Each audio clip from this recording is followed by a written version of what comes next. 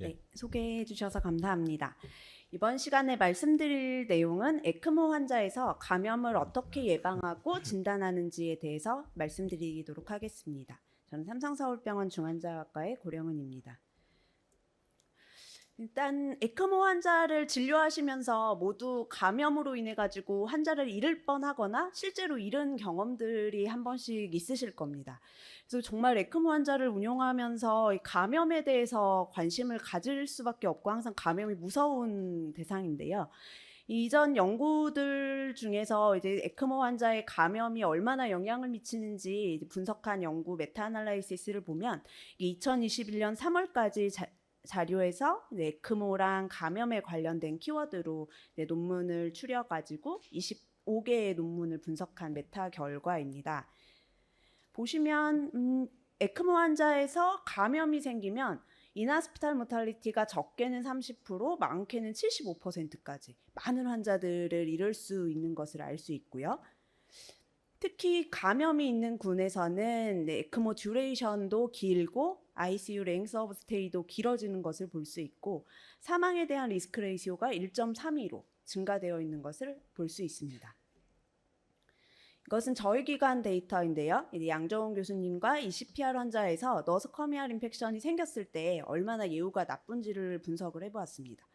폐렴이 생기던 박테레미아가 생기던 감염이 없는 환자에 비해서 모탈리티가 굉장히 증가하는 것을 볼 수 있고 특히 패소젠이 MDR 패소젠인 경우에는 하스피탈 모탈리티가 80%에 이르는 것을 확인할 수 있습니다.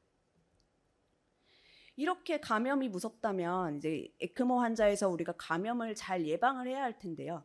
이제 예방할 수 있는 방법이 무엇이 있을지를 한번 고민해 보겠습니다. 첫 번째는 에크모 유지 기간을 줄여야 합니다. 이 연구는 프랑스에서 이제 다기관 기관들에서 이제 코비드 팬데믹 시즌에 에크모 적용했던 환자들을 모았던 에크모사스라는 레지스트리에서 이제 분석한 결과인데요. 701명의 환자에서 이제 서바이벌 데이터가 없거나 감염에 대한 정보가 없는 환자를 제외한 602명을 분석했습니다. 550명이 VV 에크모 환자에서 대부분이 이제 VV 에크모인 코호트였고 여기에서 보면은 36명이 감염이 생겼고 그 중에서 배비 19%, 블러드 스트림 인펙션이 26%였습니다. 보면은 이런 감염이 많이 생기는 군은 좀 하이 볼륨 센터보다 인터미디에이트 로우 볼륨 센터가 조금 더 감염이 많이 생기는 걸 볼 수 있었고 우리 캐뉼라 사이트 위치에 따른 차이는 크게 없었고요. 이제 1000일 동안 에크모를 운영했을 때 인시던스 레이트는 27일 정도. 우리가 한 2, 3주 정도 됐을 때 에크모 환자들에서 감염이 생길 가능성이 거의 40%에 육박해지는 것을 확인할 수 있습니다. VA 에크모에서는 이미 감염이 매우 위험하다는 게 2012년도에 CID에 보고된 바가 있고요. VA 에크모를 적용한 카디오제닉 샥 환자에 대해서 프랑스 단일 기관에서 220명의 환자를 분석한 결과입니다. 이때는 아마도 지금보다 그런 이제 제너럴 인텐시브 케어나 항생제나 이런 것들이 좀 발전이 덜해서인지 거의 뭐 일주일째 되면은 절반은 감염이 생기는 이런 정도의 인시던스를 보이는 프로버빌리티를 보이는 데이터였습니다.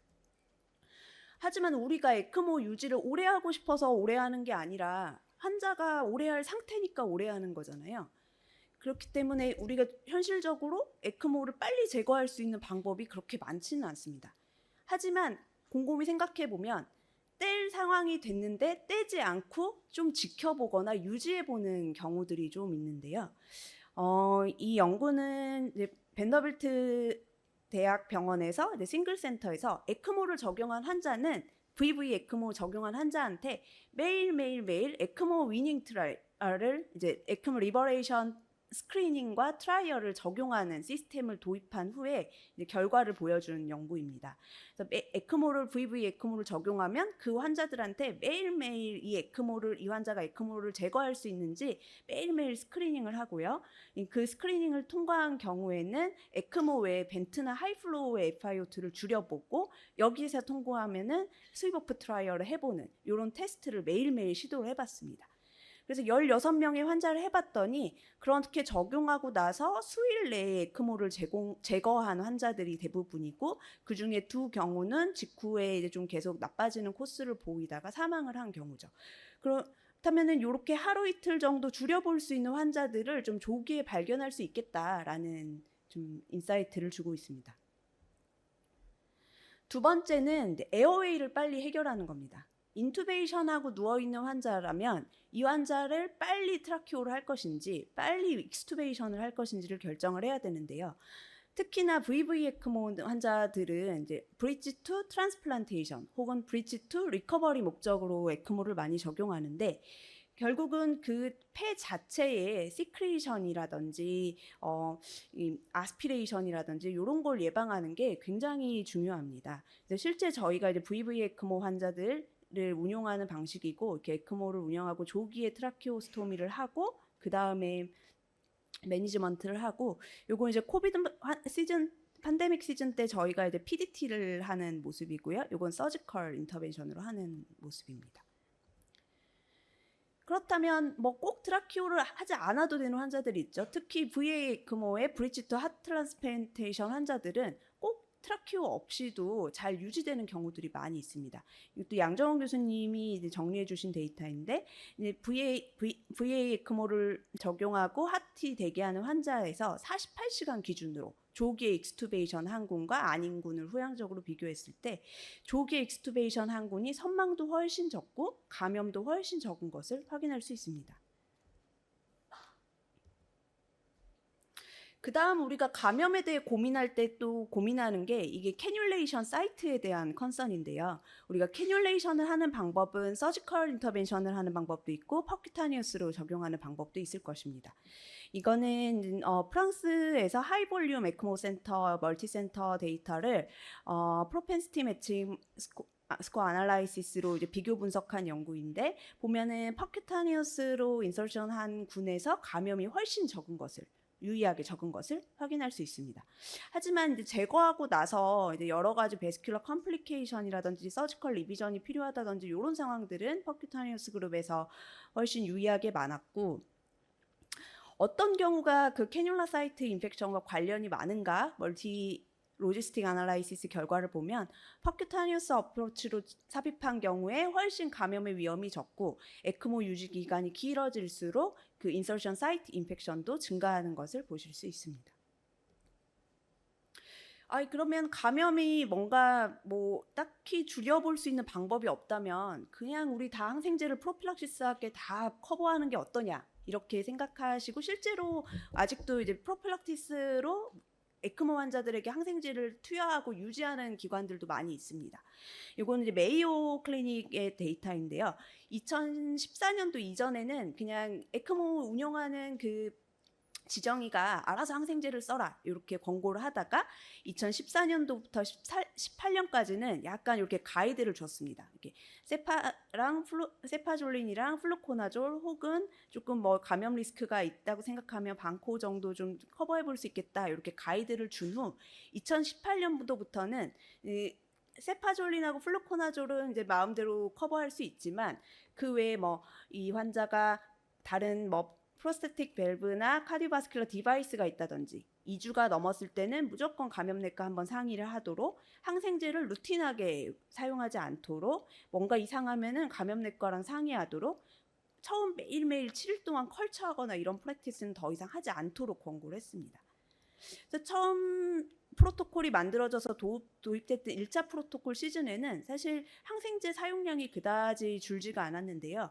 이제 2차 프로토콜, 이제 ID 컨설테이션을 활성화하는 프로토콜이 적용된 후에는 실제 항생제 사용량이 유의하게 줄었습니다. 이 세 가지 시즌을 이제 비교해 보면 이 기간 동안에 뭐 ICU 랭스 오브 스테이라든지 하스피탈 모탈리티라든지 너스커미얼 인펙션 관련된 어떤 것들이 통계적으로 유의한 차이가 없었던 거죠. 그래서 따라서 무조건 광범위하게 항생제 사용하는 것이 오히려 환자들에게 MDR 리스크를 올리고, 앞서 보여드린 데이터처럼 MDR 패소젠이 발견되면서 환자를 치료하기 더 어렵게 만드는 상황을 만들 수 있겠습니다. 저희는 하는 것은 항상 강조드리지만 항상 깨우고 재활하는 것이 중요합니다.